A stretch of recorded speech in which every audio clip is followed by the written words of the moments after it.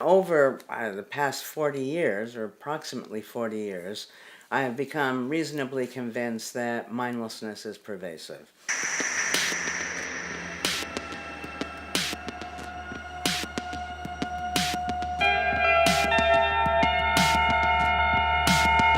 The bankers tell the politicians that what they need is deregulation. As a consequence of deregulation, they crash the economy. A lot of people lose their homes, a lot of bankers get very rich, no one goes to jail. Very confusing picture. There was definitely illegal stuff going on there amongst the banks.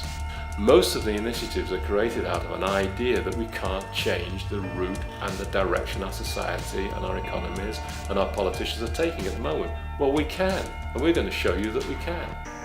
We have to rethink where we are, who we are, and what we are. We have notions of winners and losers, that only so many of us can win. The problem with that is that if we teach people that only a few of us can win, that creates a society where most of us are losing. Investigating the way we think is Ellen Langer's passion. In her best-selling books, Mindfulness, Counterclockwise, and Becoming an Artist, Professor Langer draws on over 40 years of psychological research at Harvard University, and her work challenges many of the most basic concepts we hold about ourselves. I become a psychologist and I start doing research, and I think the next major influence in coming to these ideas was a study I did with elderly people where we gave them plants and mindful decisions to make, and they lived longer. And that seemed to me startling. So I did some of the early studies on mindlessness, and over the past 40 years, or approximately 40 years, I have become reasonably convinced that mindlessness is pervasive. Most of us, almost all the time, are just not there. The thing about not being there is when you're not there, you don't know you're not there. So much of the world is unhappy because of the mindless evaluations that start in childhood and go straight through. Life should not be seen, I don't think, as a zero-sum game. That people who strive for a great deal of money only want that money so that they can achieve a certain status. They want the status so they will get the respect from the people around them. The idea that some of us know and the rest of us don't is, to me, harsh. If you said to a child, how much is 1 and 1, and the child answered 1, that child would be seen as unintelligent. If you had more respect for the child and you said, how did you come to that answer? And the child answered, you take 1 wad of chewing gum, you add it to 1 wad of chewing gum, 1 plus 1 is 1.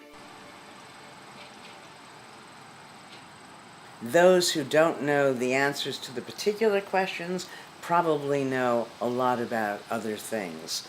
I think that when the world becomes less evaluative and we start appreciating that all of us are talented, all of us can live a mindful life, wake up, we're excited, things are interesting, we can feel good about ourselves without comparing ourselves with somebody else. All of us can be happy.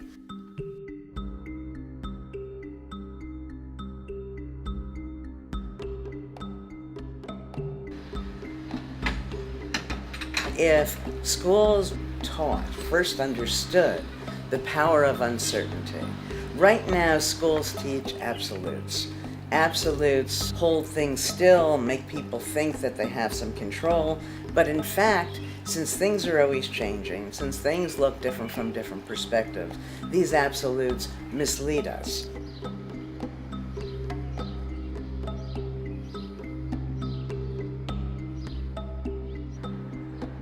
Right now, what textbooks do is they give you mindless facts.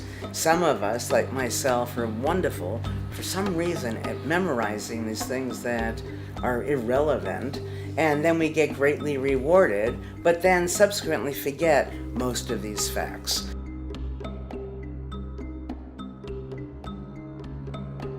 I realized that there's no science. It doesn't matter whether it's medical science, physics, psychology. No science can teach absolutes. Science only gives us probabilities.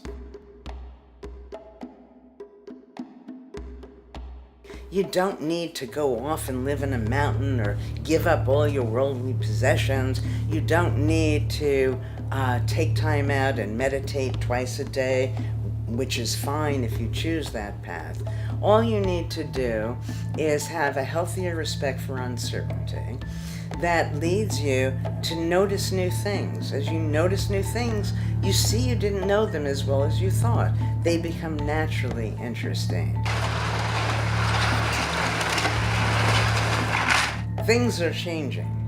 Whether you want them to change or not, they're changing. Everything is meaningless and everything is meaningful. Everything is nothing until we act on it and create the meaning in it. So that once you start making everything meaningful, whether it's a friendship that you hadn't paid attention to, the landscape in front of you, you notice something new about a pet that you have, life becomes interesting. Mindfulness makes you feel alive.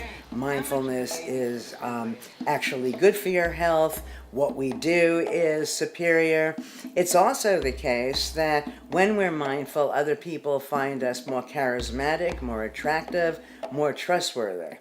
So given all of that, it's hard to imagine why somebody wouldn't want to be mindful all the time.